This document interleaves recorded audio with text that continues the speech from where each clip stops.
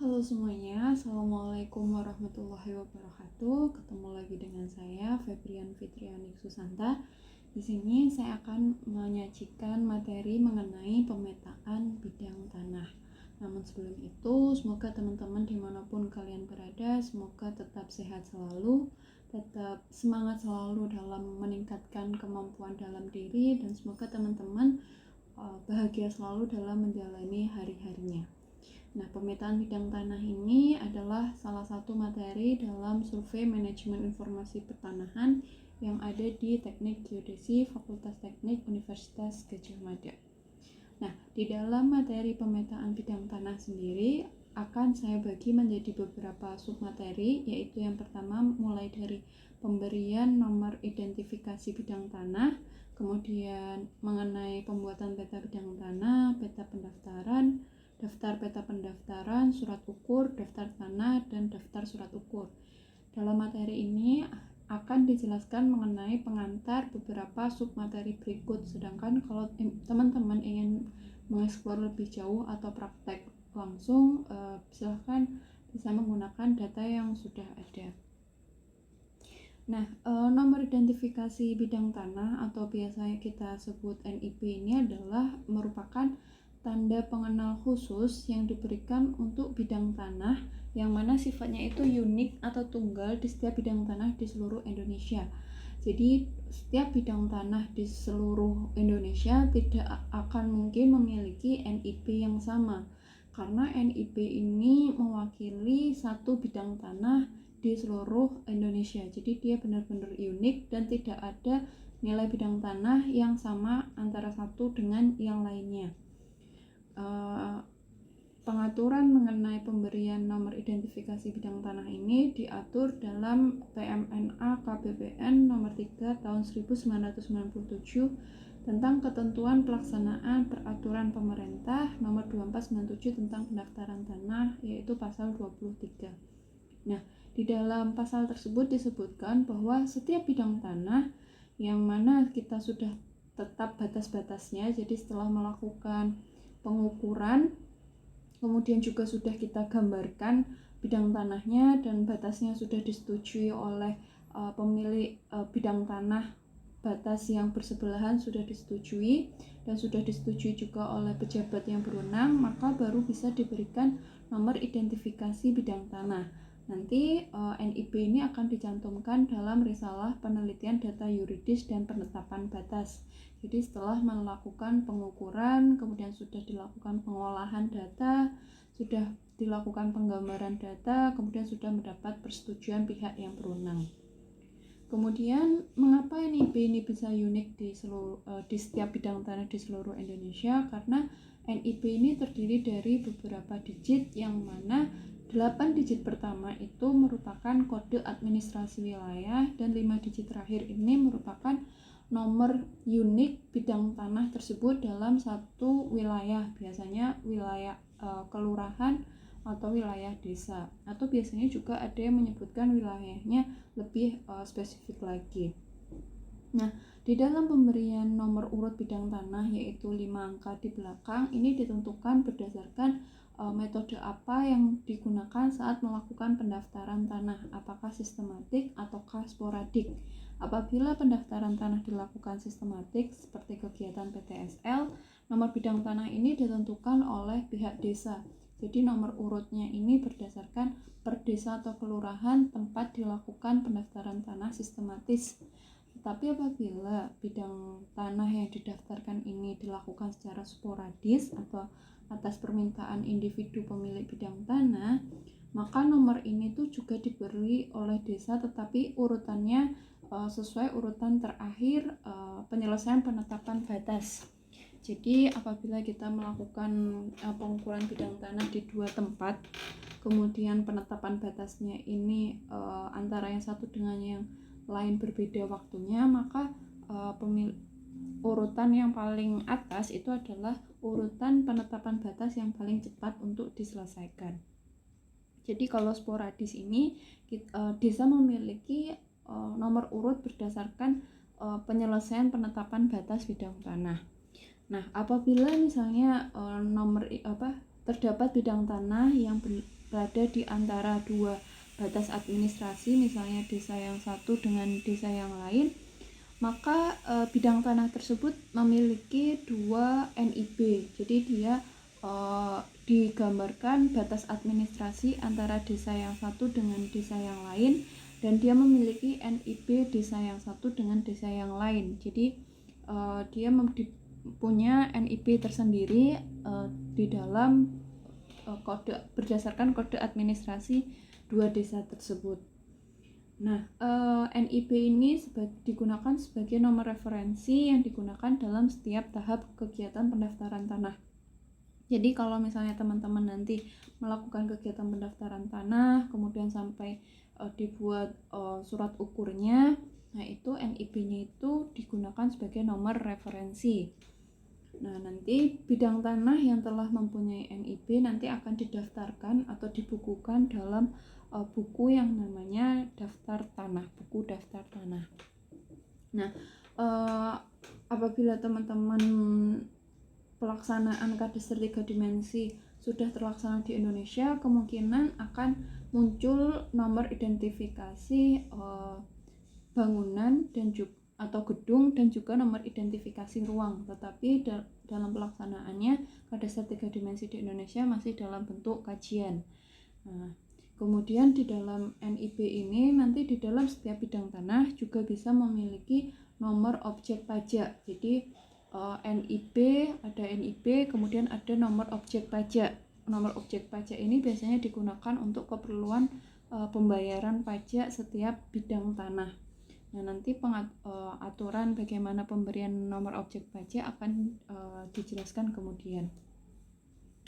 Nah, ini contoh penulisan NIB. Jadi kalau dalam penulisan NIB itu 8 digit pertama dia mewakili kode administrasi, yaitu 2 digit pertama kode provinsi, 2 digit berikutnya kode kabupaten atau kota, kemudian ada kode kecamatan, dan yang terakhir kode desa atau kelurahan.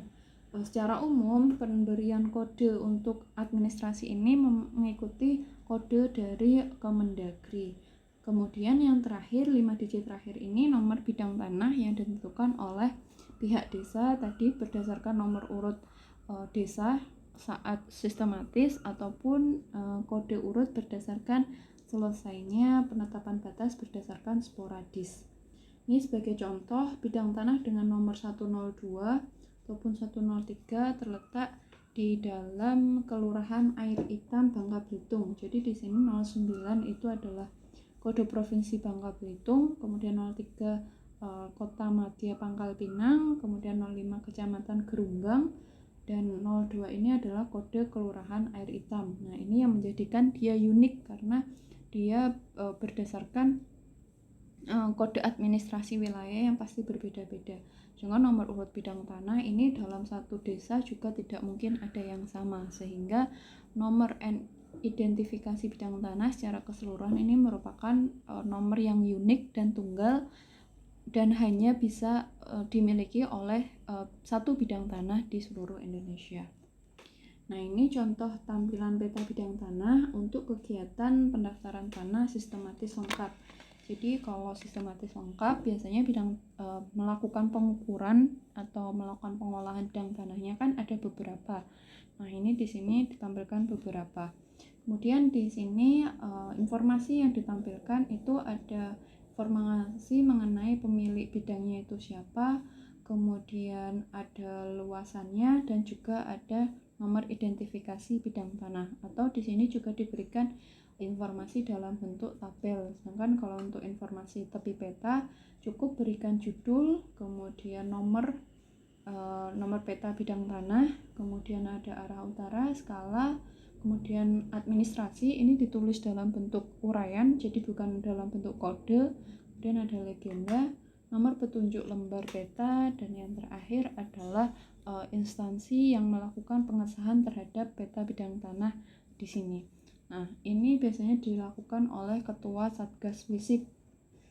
Beberapa dengan adanya PTSL ini tidak hanya boleh ditandatangan oleh pejabat berwenang dari BPN, tetapi boleh juga ditandatangani oleh dari KJSKB yang melakukan pengukuran bidang tanah. Nah, di dalam melakukan pembuatan peta bidang tanah ada beberapa hal yang perlu diperhatikan. Yang pertama adalah peta bidang tanah dibuat untuk setiap satuan wilayah desa atau kelurahan. Misalnya dalam satu desa itu ada satu RT ataupun beberapa RT. Nah, gambar bidang-bidang tanah ini harus menggambarkan seluruh bidang tanah dalam satuan wilayah yang sudah ditentukan. Kemudian teman-teman juga bisa menyesuaikan dengan adanya data geografis, misalnya data jalan, kemudian atau sungai, atau selokan. Nah, itu harus disesuaikan lokasinya supaya tidak ada bidang tanah yang overlay dengan jalan ataupun sungai. Kemudian untuk labelinnya teman-teman bisa menambahkan nomor identifikasi bidang tanah, kemudian pemilik bidang tanah tersebut, dan juga luas dari bidang tanah hasil melakukan penggambaran. Kemudian yang kedua, peta bidang tanah ini merupakan produk hasil pengukuran fisik bidang tanah di lapangan yang menggambarkan kondisi fisik bidang tanah, baik itu letaknya, kemudian batasnya. Kalau letak ini berarti posisi relatif terhadap bidang tanah yang lain, kemudian batas bidang tanah yang satu dengan yang lain harus tepat, dan yang terakhir adalah luas bidang tanah. Kemudian juga bisa ditunjukkan dengan pemilik bidang tanah itu. Nah, peta bidang tanah ini bukan merupakan tanda bukti kepemilikan atau alas hak bidang tanah seseorang dan digunakan untuk bahan pengumuman data fisik. Jadi peta bidang tanah ini masih harus dilakukan pemeriksaan lebih lanjut oleh panitia pemeriksa tanah dalam rangka penerbitan sertifikat hak atas tanah. Jadi kalau misalnya teman-teman sudah memiliki peta bidang tanah, itu bukan berarti produk akhir dari kepemilikan atau alas hak bidang tanah. Tapi teman-teman masih harus mengajukan pendaftaran untuk memperoleh sertifikat hak atas tanah, supaya tanah kita benar-benar diakui oleh hukum. Kemudian peta bidang tanah ini ditandatangani oleh Ketua Satuan Tugas Fisik yang melakukan pengukuran di lapangan. Ini contoh lebih jelas untuk tampilan peta bidang tanah dalam kegiatan pendaftaran tanah sistematis lengkap. Jadi nanti teman-teman apabila kalian akan membuat peta bidang tanah dalam kegiatan PTSL, ini beberapa contoh dan bisa diikuti, termasuk aturan dari pemberian grid, kemudian jarak antar variabel dalam informasi tepi peta, kemudian apa saja informasinya harus ditampilkan. Nah, ini teman-teman bisa ikuti peta berikut. Sedangkan ini adalah untuk peta bidang tanah yang sifatnya pendaftaran tanah sporadis. Jadi ini peta bidang tanah nomor 285 yang akan didaftarkan, sedangkan bidang tanah yang berada di sampingnya ini adalah peta bidang tanah yang memang berbatasan langsung, dan sebelum didaftarkan sudah disepakati batas yang fix, kemudian sudah memperoleh hitam di atas putih dari pemilik bidang tanah yang berbatasan langsung. Nah, ini untuk tampilannya juga lebih sederhana daripada pendaftaran tanah sistematis lengkap. Jadi kalau teman-teman akan membuat peta bidang tanah untuk kegiatan pendaftaran tanah sporadis, teman-teman bisa melihat contoh berikut.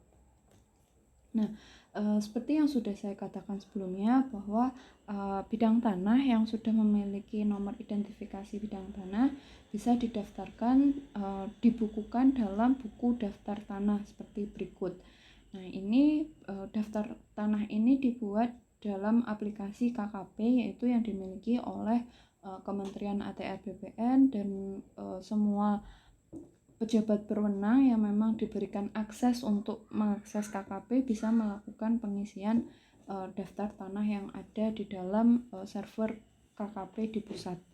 Jadi tidak semua orang bisa mengakses server tersebut. Jadi harus mengajukan permohonan username dan password ke Kementerian ATR BPN untuk dapat mengakses aplikasi KKP. Jadi teman-teman paling nggak kita tahu bahwa ada apa saja sih informasi yang memang harus diisikan dalam daftar tanah, yaitu ada NIB, kemudian ada luas bidang tanah, kemudian ada peta pendaftaran, nomor peta, nomor kotak, kemudian ada NIB lama apabila ini NIB-nya pergantian NIB ya, kayak misalnya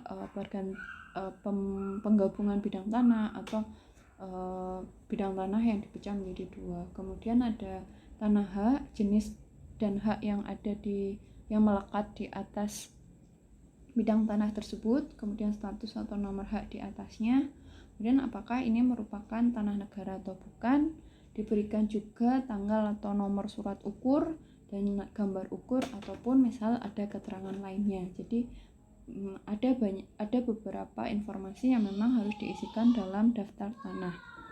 Nah, daftar tanah di sini itu mencakup semua bidang tanah, tidak hanya bidang tanah yang dikuasai oleh perorangan atau individu, tetapi juga bidang tanah yang dikuasai oleh badan hukum ataupun pemerintahan dengan status haknya itu tanah negara ataupun misalnya tanah sultan atau yang lain-lain. Nah, nanti teman-teman mungkin bisa melihat ya kalau ini adalah tampilan daftar tanah. Jadi kalau untuk praktek langsung ke KKP tidak bisa dilakukan, tapi teman-teman tahu informasi apa yang harus ditampilkan. Nah, kemudian ada peta pendaftaran. Jadi kalau peta pendaftaran ini adalah peta yang menggambarkan satu bidang tanah atau lebih yang batas-batasnya telah ditetapkan oleh pejabat yang berwenang untuk keperluan pendaftaran tanah. Biasanya untuk peta pendaftaran ini itu berdasarkan wilayah kajian yang memang dilakukan pengukuran.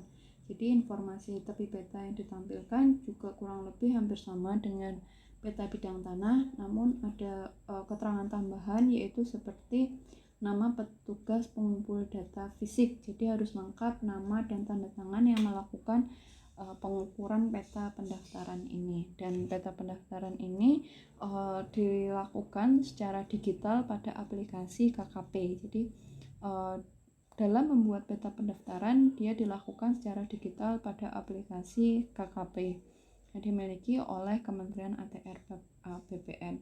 Nah, peta pendaftaran ini nanti akan juga dilakukan pembukuan tanah dan juga dibuat dalam bentuk daftar peta pendaftaran. Jadi kalau peta bidang tanah itu ada daftar tanah, kalau peta pendaftaran itu ada daftar peta pendaftaran. Jadi juga dibukukan dan juga diisi melalui aplikasi KKP. Nah, di dalam daftar peta pendaftaran itu ada beberapa informasi yang harus diisikan. Misalnya seperti nomor urut peta pendaftaran, kemudian disajikan dalam bentuk TM3 derajat, kemudian diisikan nomor lembar peta pendaftarannya, kemudian skalanya berapa. Apabila saat kita melakukan pengukuran kita menggunakan peta pendaftaran lainnya, juga harus disebutkan nomor lembar dan skalanya. Kemudian diberikan peta pendaftaran yang kita gunakan atau yang sudah ada itu cakupan desa atau kelurahannya itu desa apa dan keterangan tambahan lainnya. Jadi teman-teman bisa mengetahui informasi apa saja yang ditampilkan dalam daftar peta pendaftaran. Selanjutnya ada peta dasar pendaftaran. Kalau peta dasar pendaftaran ini dia tidak hanya memuat informasi atau tidak hanya menampilkan peta bidang tanah saja, tetapi dia lebih lengkap. Jadi ada peta titik dasar tekniknya juga, kemudian ada unsur-unsur topografi ataupun geografi seperti ada sungai, jalan, bangunan, kemudian batas fungsi bidang tanah yang jelas, kemudian ada garis ketinggian atau kontur, dan juga batas administrasi pemerintahan. Jadi di dalam peta dasar pendaftaran dia bedanya dengan peta pendaftaran adalah kalau peta dasar pendaftaran itu peta pendaftaran tetapi ditambah dengan unsur-unsur geografi dan topografi di dalam wilayah cakupan peta pendaftaran tersebut. Kemudian informasinya jelas, informasi tepi petanya juga mengalami tambahan ya, karena jelas ada legenda yang merujuk pada unsur geografi ataupun unsur topografinya. Nah, dalam peta dasar pendaftaran juga harus dibuat bukunya untuk kegiatan inventarisasi. Kemudian hal yang perlu diisikan dalam daftar peta dasar pendaftaran ini Ada pertama nomor lembar peta dasar pendaftaran, kemudian ada jenis peta, skala peta, kemudian ada cakupan desa atau kelurahan, kemudian ada asal petanya, asal peta dasar pendaftaran dari peta apa, kemudian tahun pengeluaran peta dasar pendaftaran ini untuk mengecek apakah data yang peta dasar pendaftaran ini masih bisa digunakan atau tidak, karena pasti kalau menyangkut peta geografi, topografi, ataupun bidang tanah, dia sifatnya dinamis, jadi sering mengalami perubahan dari tahun ke tahun. Kemudian apabila peta dasar pendaftaran ini akan dijadikan peta pendaftaran, dia memenuhi apa tidak, jadi harus kita lakukan analisis dan diberikan keterangan lainnya. Nah, kemudian yang akan saya bahas adalah mengenai surat ukur.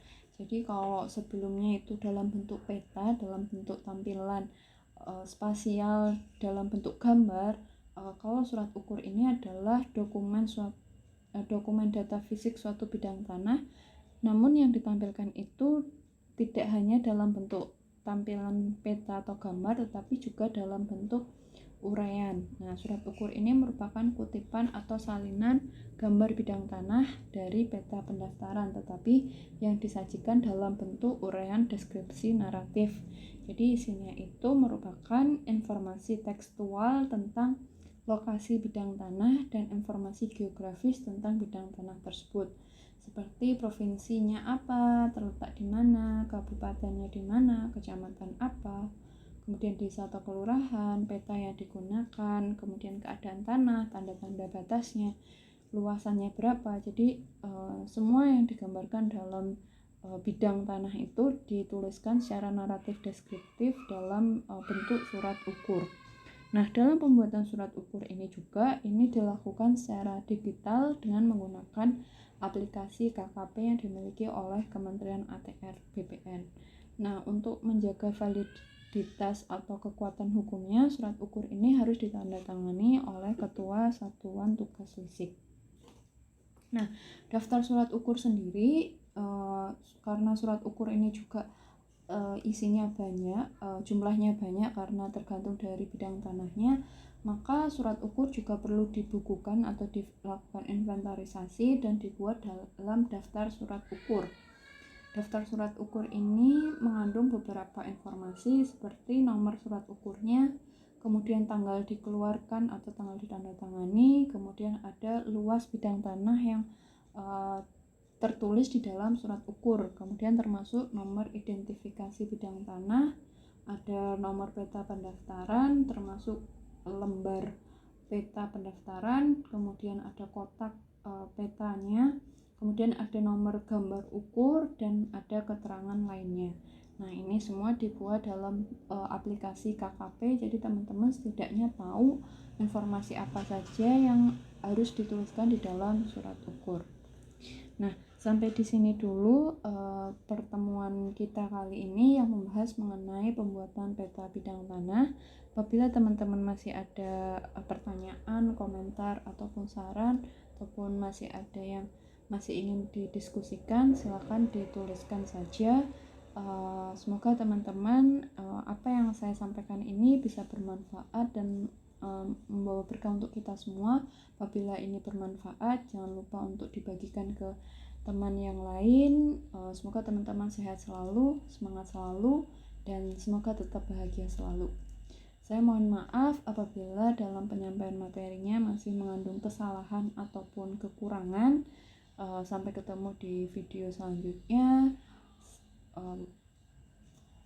Wassalamualaikum warahmatullahi wabarakatuh.